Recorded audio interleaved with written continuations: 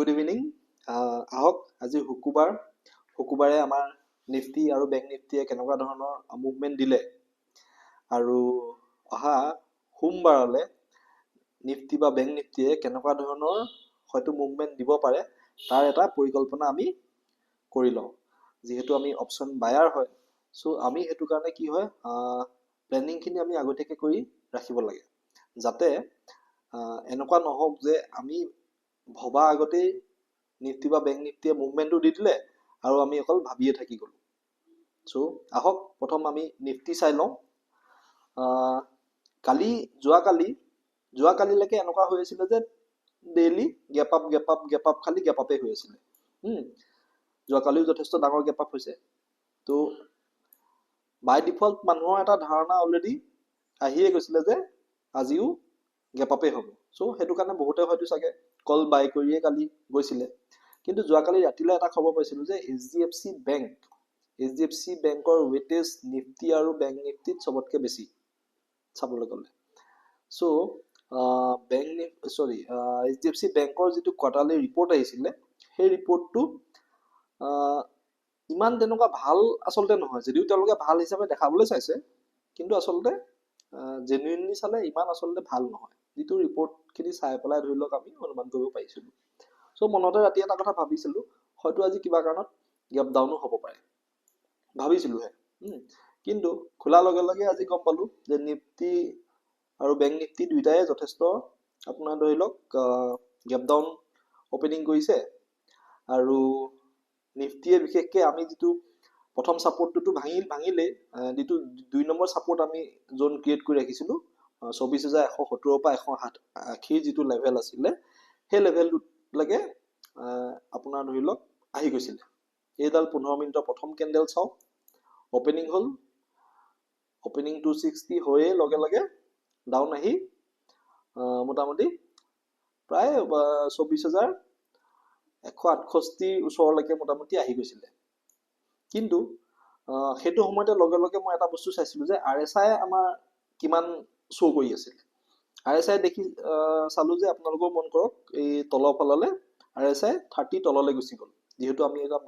Mark কৰি ৰাখিছোঁ, এটা লোৱাৰ লেভেল হৈ গ'ল 30 আৰু হায়াৰ লেভেল হৈ গ'ল 70 আৰু মিডিল লেভেল হৈ গ'ল RSI আমাৰ 50 বুলি আমি ধৰি ৰাখিছোঁ। তো যেতিয়াই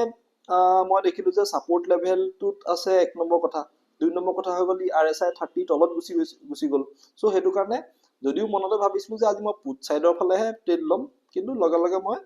নিজৰ মনটোক কণ্ট্ৰল কৰি পেলাই বোলো নাই, এতিয়া এইটো লেভেলত এটলিষ্ট মানে পুট ছাইডৰ ট্ৰেড মই ল'ব নোৱাৰোঁ। আৰু সেই সিদ্ধান্তটো মোৰ সঠিক প্ৰমাণিত কৰি পেলাই পিছৰ যিডাল কেণ্ডেল নিফটিয়ে বনালে, যদিও ই তললৈ আহিছিলে, তথাপি এডাল ষ্ট্ৰং বুলিছ কেণ্ডেল বনালে। ছেকেণ্ড কেণ্ডেলডাল যিডাল 9:30 পৰা বনিছে চাওক,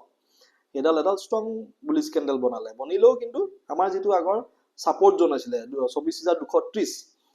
যিহেতু তাক এবাৰ ভাঙি পেলাই তললৈ গুচি আহিলে, মই কালিও কৈছোঁ সেই কথাটো, ছাপৰ্টটোক যেতিয়া ভাঙি পেলাই তললৈ গুচি আহে তেতিয়া সেইটোৱে ৰেজিষ্টেঞ্চ হিচাপে কাম কৰে। চ' 2 নম্বৰ কেণ্ডেললৈ কি হ'ল, যেতিয়াই 24,230 ওচৰলৈ গ'ল, তাত ৰেজিষ্টেঞ্চ লৈ ল'লে, ৰেজিষ্টেঞ্চ লৈ পেলাই পুনৰবাৰ সি ঘূৰি আহিলে তললৈ। কিন্তু 24,170 বা 180 লেভেলটো মই আগতেও কৈছোঁ যে ই আমাৰ কাৰণে এটা ষ্ট্ৰং ছাপৰ্ট হিচাপে কাম কৰিব, আগতে কৈছিলোঁ মই। আৰু আজি ঠিক তাক প্ৰমাণ কৰি দেখাই পেলাই ই পুনৰবাৰ আচলতে যথেষ্ট সেইখিনিত থকা বায়াৰখিনিয়ে যথেষ্ট সাহস দেখাই পেলাই মাৰ্কেটখনক ওপৰলৈ লৈ যাবলৈ চেষ্টা কৰিছিলে আৰু লৈ যাবলৈ সফলো হ'ল তেওঁলোক। এবাৰ যেতিয়া নিফটিয়ে 24,230 লেভেলটোক ক্ৰছ কৰি পেলাই ছাষ্টেইন হৈ গ'ল,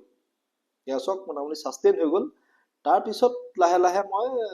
মোটামুটি নিফটি ট্ৰেডটো মই আজি নকৰিলোঁ। মই বেংক নিফটিত এটা ট্ৰেড লৈছিলোঁ আৰু মোৰ যিটো ডেইলি টাৰ্গেট থাকে 40 পইণ্টছৰ, সেইটোতকৈ মোৰ বেছি আহি গ'ল। চ' মই আজিৰ দিনটোত মাত্ৰ সেইটোৱে ট্ৰেড ল'লোঁ। নিফটিয়ে গোটেই দিনটোত বৰ বিশেষ তাৰপিছত মুভমেণ্ট নিদিলে। শেষৰ ফালে ই লাহে লাহে ডাউন ছাইডত আহিছিলে। ডাউন ছাইডত আহিলেও ৰিলায়েন্সৰ এটা ডাঙৰ খবৰ আহি গ'ল মাৰ্কেটত, যিটো 3টা বজাৰ ওচৰে পাজৰে আহিছিলে যে ৰিলায়েন্সৰ জিঅ'য়ে হয়তো IPO আনিব বুলি। সেই খবৰটো ইমানেই ডাঙৰ এটা ইম্পেক্ট আনিলে, 15 মিনিটৰ আপুনি 3টা বজাৰ কেণ্ডেলডাল চাওক, যি নিগেটিভ মানে আছিলে মনত সকলোবিলাককে খতম কৰি পেলাই ই এডাল ডাঙৰ ষ্ট্ৰং বুলিছ কেণ্ডেল ফৰ্ম কৰি দিলে। আৰু 24,300 যিহেতু আমাৰ ৰেজিষ্টেঞ্চ হিচাপে কাম কৰি আছিলে, তাকো ভাঙি পেলাই ই মোটামুটি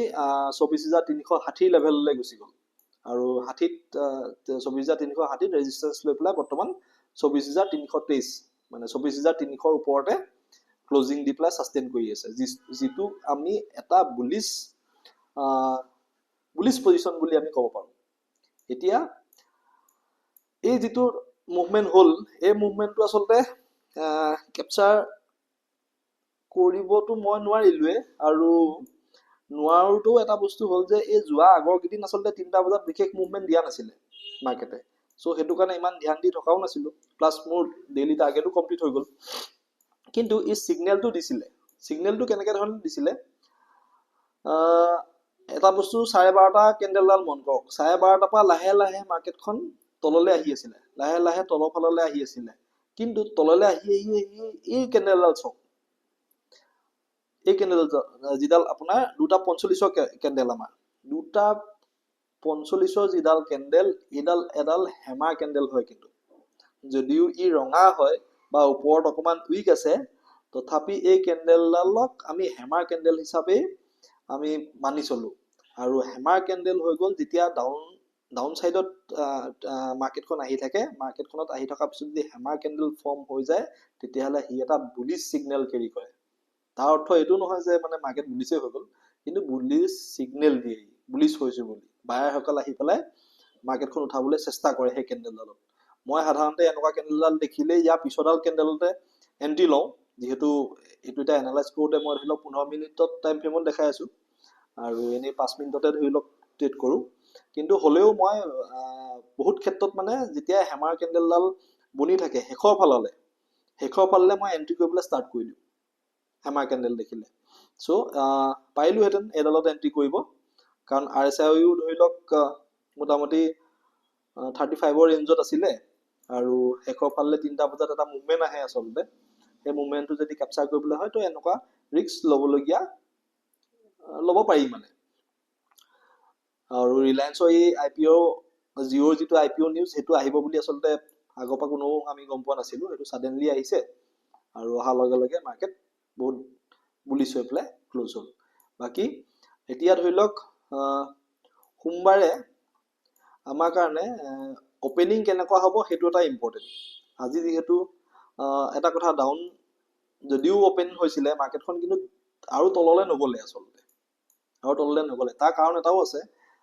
যদি ডাঙৰ টাইম ফ্ৰেমত চাই, আজি যদি আমি 1 ডে টাইম ফ্ৰেমত যদি চাওঁ, মোটামুটি নিফটিয়ে এটা বুলিছ ট্ৰেণ্ড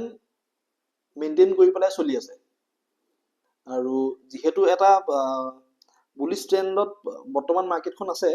তো বুলিছ ট্ৰেণ্ডত থাকোঁতে কি হয়, মই আগতে কৈছোঁ যে সদায় ছাপৰ্টটোৰ ওপৰত আমি গুৰুত্ব দিব লাগে। আৰু ঘপককৈ আজি এটা দিনৰ কাৰণে যিহেতু মাৰ্কেটখন ডাউন অপেনিং হৈ গ'ল, তাৰ অৰ্থ এইটো নহয় যে মানে আমাৰ মাৰ্কেটখন ধৰি লওক নিগেটিভ হৈ গ'ল। যিসকল বায়াৰে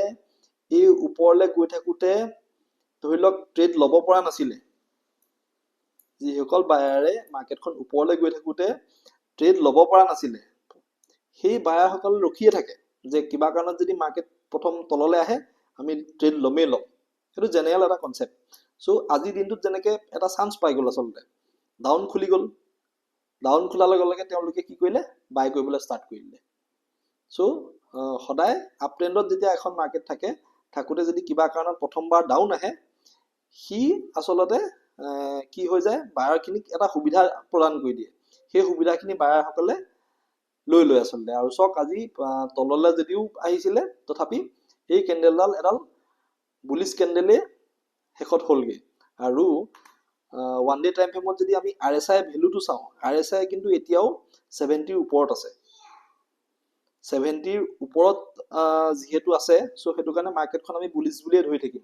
কিন্তু ই যে সদায় এনেকেই থাকিব সেইটো নহয় আচলতে। RSI কুল ডাউন হ'বলৈ তললৈ আহিবই এদিন আৰু দেখা যাওক কোনদিনাখন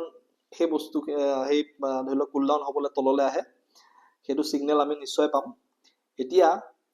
সোমবাৰে কি হ'ব পাৰে সোমবাৰে যদি নিফটি কেনেবাকে যেহেতু 300 ওপৰতে ক্লোজিং দিছে গেপ আপ যদি হয় 360 ওপৰত যদি গেপ আপ হৈ যায় কেনেবাকে 360 ওপৰত গেপ আপ হৈ পেলাই যদি সাস্টেইন কৰে তেতিয়াহ'লে আমি সিওৰ হৈ যাম যে নিফটি একেবাৰে কমকে হলেও 24500 দিশলৈ আগবাঢ়িব কাৰণ বিশেষ ওপৰত তেনেকুৱা ৰেজিস্ট্যান্স একো নাই 400 এটা ৰেজিস্ট্যান্স আছে হেতু ভাঙি দিব যদিহে 360 ওপৰত আপোনাৰ ধৰি লওক সাস্টেইন হৈ যায়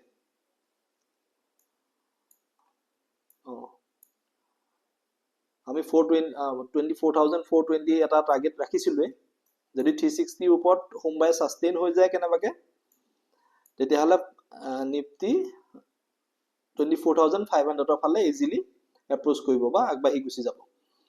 কিমান ডাঙৰ গেপ ডাউন হ'ব কি সৰি গেপ আপ হ'ব হেতুটো নাজানো বা ফ্ল্যাটো যদি ওপেনিং হৈ যায় ফ্ল্যাট ওপেনিং হৈ পেলাইও যদি কেনেবাকে 24360 ক্ৰস কৰি পেলাই সাস্টেইন হৈ যায় নিফটি তেতিয়াহ'লে 420 ৰ টাৰ্গেট আমাক দি পেলাই ই 500 ফললৈ আগবাঢ়িব লাগে হিচাপত কাৰণ যেহেতু ই এটা বুলিশ ট্ৰেন্ডত আছে বৰ্তমান কেনেবাকে যদি গেপ ডাউন হয় আকৌ আৰু গেপ ডাউন যদি 170 তলত হয় তেতিয়াহ'লে অকমান আমি চিন্তা কৰিব লাগিব যে 170 তলত অহা লগে লগে আসলতে সঁচা কথা ক'বলৈ গ'লে সেলাৰখিনি জপিয়াই পৰিব আৰু যদি তেনেকুৱা হৈ যায় 170 তলত যদি আমি সাস্টেইন হোৱা দেখো তেতিয়াহ'লে আমি 24100 টাৰ্গেট লৈ পেলাই আগবাঢ়িব পাৰো আৰু 24100 যদি কেনেবাকে ব্ৰেক কৰি দিয়ে তেতিয়াহ'লে অলমোস্ট 24000 লৈকে মাৰ্কেটখন গুচি যাব পাৰে সো চাব লাগিব যেহেতু বৰ্তমান বহুত বুলিশ ষ্ট্ৰং বুলিশ ধৰি লওক হৈ আছে মাৰ্কেটখন কিন্তু আৰএসআই লেভেলটো আসলতে মই চাই পেলাই কৈছো যে আৰএসআই যেহেতু বৰ্তমান যথেষ্ট আমাৰ যেটো আপাৰ ইন তাৰ ওপৰত আছে সো হেতু কাৰণে ই কুল ডাউন হ'বলৈ মানে তললৈ আহিবই আহিব আৰু যদি তললৈ আহিবলৈ হয় তেতিয়াহ'লে আমি হয়তো নিফটিৰ তলৰ লেভেল আমি দেখিবলৈ পাব পাৰো বাকি হ'ব নহব হেতু মাৰ্কেটে ডিসাইড কৰিব কিন্তু যিখিনি আমি পৰিকল্পনা মতে যদি আগবাঢ়ো তো তেনেকুৱা হয় বৰ্তমান লাগে আমি যিখিনি সাপোৰ্ট বনাইছো বা ৰেজিস্ট্যান্স বনাইছো সেইখিনি মাৰ্কেটে এতিয়ালৈকেতো ৰেসপেক্ট কৰি থকা দেখিছো বাকি আহিবলগীয়া দিনকেইটাত দেখা যাওক কেনেকুৱা হয় সোমবাৰ কাৰণে বেলেগ বিশেষ একো প্ল্যান নকৰো গেপ আপ হয় নে গেপ ডাউন হয় নে ফ্ল্যাট ওপেনিং হয় হেতু ওপৰতে মেইন চাবলগীয়া পইণ্ট গেপ ডাউন যদি হয় তেতিয়াহ'লে 170 তলত যেতিয়ালৈকে সাস্টেইন নহয় তেতিয়াহ'লে আমি পুট সাইডত ধৰি লওক ট্ৰেড লৈ পেলাই কোনো ধৰণৰ বিশেষ লাভ নহব আৰু গেপ আপ হৈ পেলাই যদি বা ফ্ল্যাট খুলিও যদি 360 ওপৰত 24360 ওপৰত যদি সাস্টেইন কৰি যায় তেতিয়াহ'লে 420 ৰ টাৰ্গেটটো ভাঙি পেলাই ই 500 ফললৈ গুচি যোৱা চান্স বহুত বেছি আছে সো হিমতে প্ল্যান কৰিব আপোনালোকে বাকি যদি সোমবাৰে কিবা স্পেশাল আপডেট দেখো তেতিয়াহ'লে মই হেতু আপডেট কৰিম এতিয়া আহো বেংক নিফটিলৈ বেংক নিফটি সেম এইচডিএফসি বেংকৰ কাৰণে আজি গেপ ডাউন ওপেনিং হল যথেষ্ট এটা সাপোৰ্ট আছিলে প্ৰায় 52800 কালি মই কৈছিলো যে 52800 টো আমাৰ ভাল সাপোৰ্ট হিচাপে কাম কৰি আছে অৱশ্যে প্ল্যান ওপৰফালেই কৈছিলো যেহেতু গেপ আপে হৈ আছিল তথাপি 52800 ৰ যদি লেভেলটো ভাঙে তেতিয়াহ'লে আমি ডাউন সাইডৰ মুভমেন্ট পাম বুলি কালিয়ে আমি পৰিকল্পনা কৰিছিলো কিন্তু ঘটনাটো কি হল যেতিয়া প্ৰথম কেন্ডেলডাল চাওক আসলতে গেপ আপ সদায় হৈ আছে ঘপককে এদিন গেপ ডাউন হোৱাৰ লগে লগে এটা বস্তু সদায় বুজিব যিখিনি বায়াৰে ধৰি লওক ওয়েট কৰি আছে যে কম দাম পালেই মই কিনিম বুলি তেওঁলোকে জপিয়াই পৰে আজিও হেতুৱে হ'ল আসলতে কম দামত পোৱাৰ লগে লগে মোটামুটি সেই বায়াৰখিনি আহি গ'ল আসলতে মাৰ্কেটত যিটো কাৰণে আসলতে মাৰ্কেটখন আজি গেপ ডাউন হ'ল যেটো একেবাৰে তললৈ নগলে আসলতে আমাৰ 52355 ৰ এটা লেভেল আমি আগৰ পৰা মাৰ্ক কৰি ৰাখিছিলো সাপোৰ্ট হিচাপে সেই তাতে সাপোৰ্ট লৈ পেলাই মাৰ্কেটখন মোটামুটি একেটা ৰেঞ্জতে থাকি গ'ল আসলতে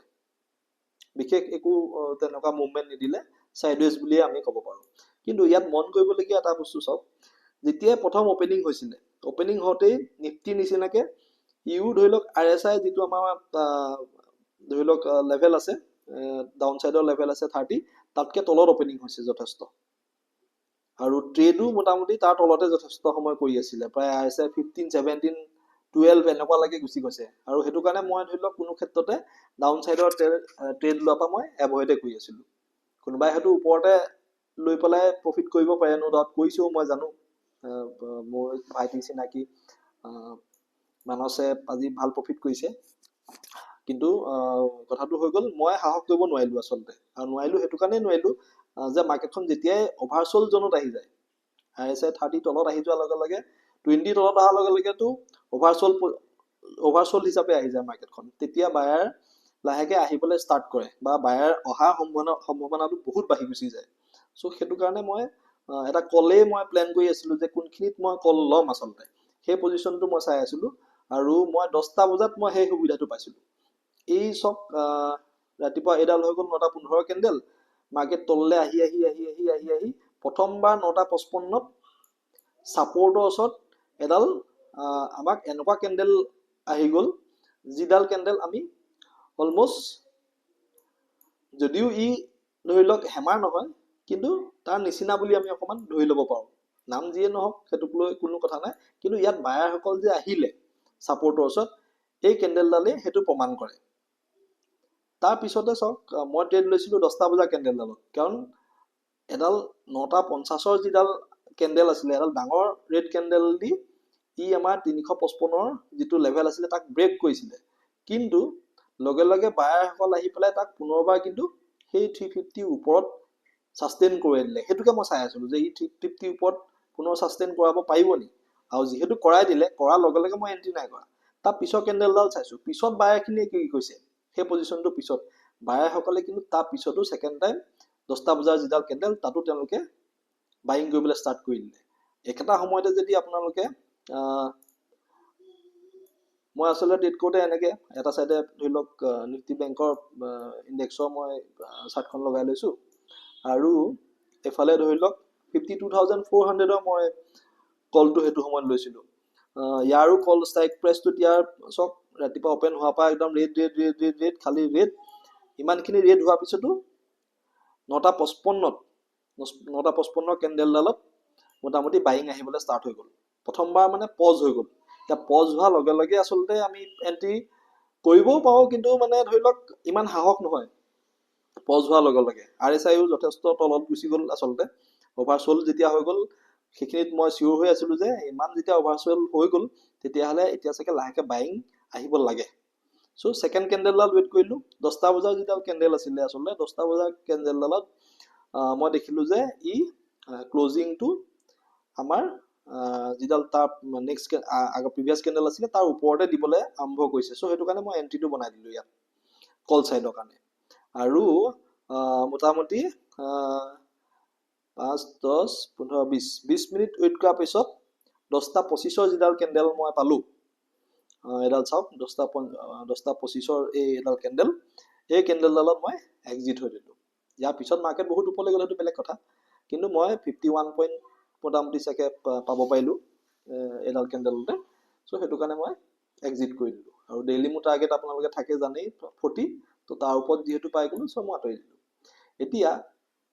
লজিক বুলি ক'লে এইটোৱে মেইন লজিক। একটো হৈ গ'ল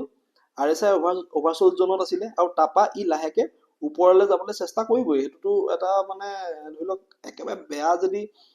ধৰি লওক নিগেটিভ দিন নহয়, তেতিয়াহ'লে নৰ্মেল দিনত যদি RSI অভাৰচল জোনত গুচি যায়, তেতিয়াহ'লে ই আপ যাবলৈ চেষ্টা কৰিবই। আৰু যেতিয়া চেষ্টা কৰে, এই ষ্ট্ৰাইক প্ৰাইচটো আমি চাই থাকিব লাগে, চাৰ্টে কি কৰি আছে, লগতে ইণ্ডেক্সৰ চাৰ্টখনো কি কৰি আছে, সেই বস্তুখিনি আমি চাব লাগে। কাৰণ তলৰ পৰা যেতিয়া ই যাব নহয়, গৈ পেলাই আমাৰ যিটো ধৰি লওক 30 যিটো লেভেল থাকিব, তাত গৈ সি এবাৰ খুন্দা মাৰেগৈ আচলতে। সেই খুন্দা মাৰোঁতেই ধৰি লওক খুন্দা মাৰিব, খুন্দা মৰাৰ পিছত হয়তো ই তললৈও আহিব পাৰে, বা পুনৰ ই ওপৰলৈ উঠিবলৈ চেষ্টা কৰিব পাৰে। তো দুইটা কণ্ডিশ্যন হ'ব পাৰে কাৰণে যিহেতু খুন্দা মৰালৈকে মই ৱেইট কৰিলোঁ, খুন্দা মাৰোঁতে এডাল ডাঙৰ কেণ্ডেল মই পাই গ'লোঁ, চ' পাই যোৱাৰ লগে লগে মই এক্সিট কৰি দিলোঁ। কিন্তু তাৰপিছত হয়তো ই আকৌ ওপৰলৈ গৈছে, আৰু RSI মোটামুটি 50 জনলৈকে যায় ই যদি 30 ব্ৰেক কৰি দিয়ে 30 ব্ৰেক কৰাৰ পিছত এবাৰ যদি ডাউন আহি পেলাই ই 50 ওচৰে পাজৰলৈকে যাবলৈ চেষ্টা কৰে আপুনি ধৰি লওক ইনডেক্সতে চাওক বা ধৰি লওক ষ্ট্ৰাইক প্ৰাইজৰ যিখন চাৰ্ট আছে তাতো সমানে সমানে সেই বস্তুখিনি আমি মিলাই থাকিব লাগে আৰু এটা বস্তু চাব এইডাল হৈ গ'ল সৰি এইডাল হৈ গ'ল 10টা বজা কেণ্ডেল 10টা বজা কেণ্ডেলডাল এইডাল 10টা 5ৰ কেণ্ডেলডাল দেখিছে মোটামুটি ওপৰ সাইডৰ পৰা অলপ বাইং আহিছিলে হলেও সৰি ওপৰ সাইডৰ পৰা সেলিং আহিছিলে তথাপি গ্ৰীন কালাৰতে কেণ্ডেল ক্লোজ কৰিছিলে আৰু ষ্ট্ৰাইক প্ৰাইচৰ চাৰ্টখনত চাওক 10টা 5 10 15 20 মই এটা কাৰণে টিকি আছিলো বা মই ৰখি আছিলো এটা হয়তো মুভমেন্ট আহিব পাৰে বুলি সেই এটা বস্তু চাওক ষ্ট্ৰাইক প্ৰাইচৰ যিখন চাৰ্ট তাত মই এন্ট্ৰি লোৱাৰ পিছতো এডাল দুডাল কেণ্ডেল এনেকুৱা বনিছে যি দুডাল অলমোষ্ট আপুনি হেমাৰৰ নিচিনা আপোনালোকে যদি মন কৰে হেমাৰৰ নিচিনা হেমাৰ কেণ্ডেলত বাইং থাকে তলৰ ফালৰ পৰা বাইং থাকে মানে বায়াৰ আছে আৰু এই বাইং কেণ্ডেল কিডাল কোনো কন্ডিশনত মই এন্ট্ৰি লোৱা কেণ্ডেলডালৰ তললৈ যোৱা নাছিলে আচলতে এই কেণ্ডেলডাল চাওক 10টা বজা যিডাল কেণ্ডেল আছিলে তাৰ তললৈ যোৱা নাছিলে সো সি মোক এটা সাহস দি আছিলে যে ই হয়তো ওপৰলৈ মুভমেন্ট দিব পাৰে ঠিক তেনেকে এটা বস্তু মই চাই আছিলো হেতু সময়ত ইনডেক্সৰ যিখন চাৰ্ট আছিলে তাত কিন্তু কেণ্ডেল গিডাল তললৈ আহি আছিলে যদিও ৰঙা হেমাৰ বনাই আছিলে ভালকে যদি মন কৰে ই যিমান তললৈ আহিছে ষ্ট্ৰাইক প্ৰাইচৰ কিন্তু কেণ্ডেল গিডাল সিমান তললৈ অহা নাছিলে সো এইবিলাক পইণ্ট চাবলগীয়া আচলতে এই সৰু পইণ্ট বিলাক চাবলগীয়া সো তাৰপিছতে মই এটা ডাঙৰ মুভমেন্ট পাইছিলো আৰু মুভমেন্ট পোৱাৰ লগে লগে ধৰি লওক মই মোৰ টাৰ্গেট পালো কাৰণে মই আঁতৰি দিছিলো কিন্তু ইনডেক্সতো ই আচলতে মোটামুটি যথেষ্ট ওপৰলৈ গ'ল আৰু ষ্ট্ৰাইক প্ৰাইচতো ই যথেষ্ট তাৰপিছত ওপৰলৈ গৈছে প্ৰায় 400-500 লৈকে গুচি গ'ল আচলতে মইতো কিমান জনত 360-62 মানতে মই আচলতে এক্সিট কৰি দিছিলো আৰু ই আচলতে ষ্ট্ৰাইক প্ৰাইচ হওক বা আপোনাৰ ইনডেক্সৰ আমাৰ চাৰ্টখন হওক RSI গৈ পেলাই 50 জনত খুন্দা মাৰি পেলাই পাৰ হৈ একেবাৰে যোৱা নাই কিন্তু ই লাহেকে প্ৰথম যেহেতু ওপৰলৈ গৈছে গৈ খুন্দা মাৰি পেলাই তললৈ আহি সেকেন্ড টাইম ভাঙিছে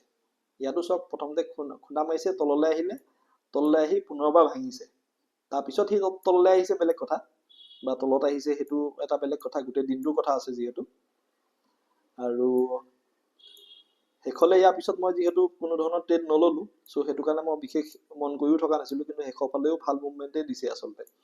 আৰু কোনো কন্ডিশনতে ই দেখিছো মই যত এন্ট্ৰি কৰিছো তাৰ তললৈ আচলতে নাই অহা 347 এ লাষ্ট আহিছে তাৰ তললৈ আৰু অহা নাই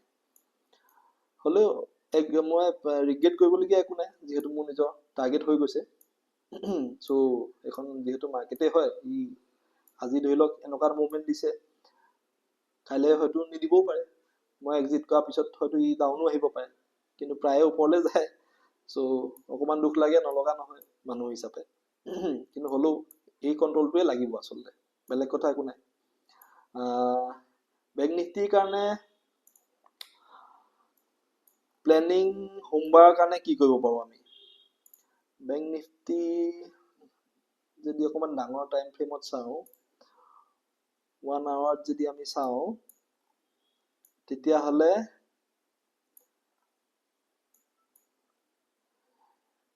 ই ওপেনিং কেনেকুৱা দিয়ে হেতুৰ ওপৰত ডিপেন্ড কৰিব আকৌ গেপ আপ যদি ওপেনিং দিয়ে কিমান গেপ আপ দিয়ে কিমান ডাঙৰ হ'ব পাৰে হেতু কথা আছে যদি গেপ আপ নহয় পেলাই যদি ফ্ল্যাট ওপেনিং হয় আৰু ই কেনেবাকে যদি 52800 ৰ লেভেলত যদি ই সাস্টেইন হৈ যায় তেতিয়া হলে আমাক ই পুনৰবাৰ 53000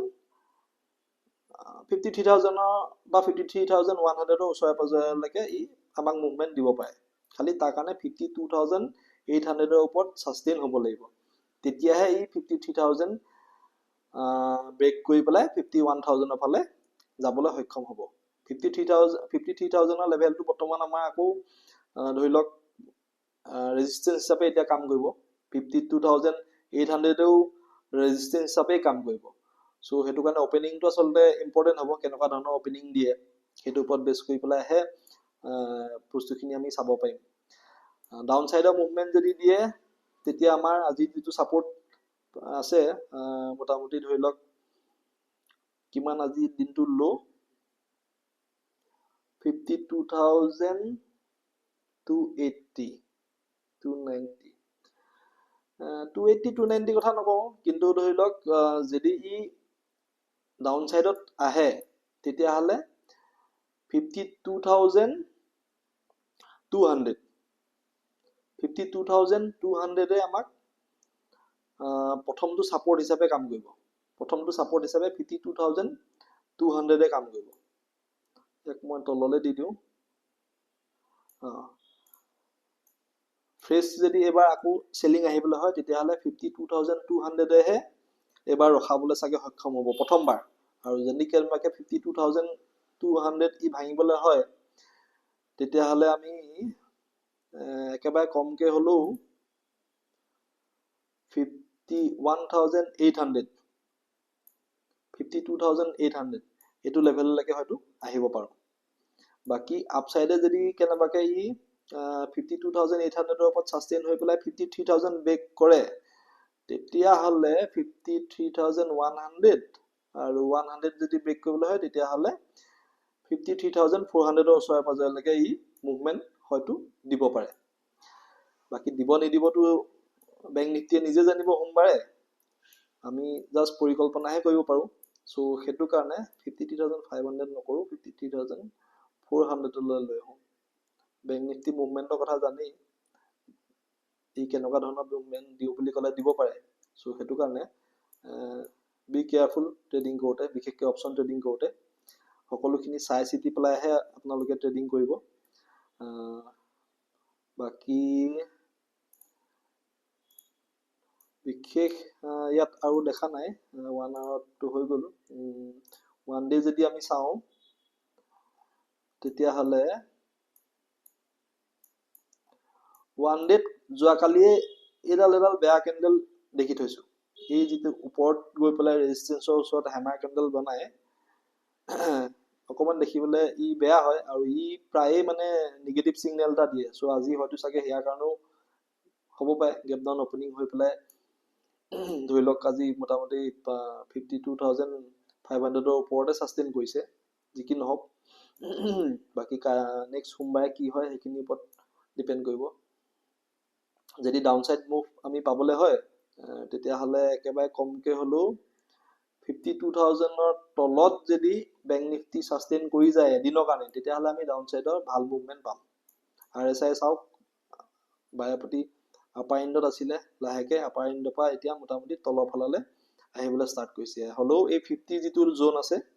RSI 50 জোনত আহি পেলাই ধৰি লওক ই এবাৰলৈ হ'লেও ছাপোৰ্ট ল'ব বা অলপ হ'লেও ৰখিবলৈ চেষ্টা কৰিব যদিহে ডাউন সাইডে আহে কুল ডাউন হ'বলৈ। বা এনেকুৱা হ'ব পাৰে হয়তো এইখিনি পৰাই টাৰ্ণ লৈ পেলাই পুনৰবাৰ ই 70 মাৰ্কটোক ব্ৰেক কৰিবলৈ যাব পাৰে যদি গেপ আপ হৈ পেলাই পুনৰ ছাষ্টেইন কৰি যায় বেংক নিফটি। বাকী দেখা যাওক তেতিয়াহ'লে কি হয়, বেংক নিফটিয়ে সোমবাৰে কেনেকুৱা ধৰণৰ মুভমেণ্ট দিয়ে সেইখিনিৰ ওপৰত বেছ কৰি পেলাই যদি কিবা ইম্পৰ্টেণ্ট আপডেট দেখোঁ তেতিয়াহ'লে মই লগে লগে আপডেট কৰিম। ধন্যবাদ।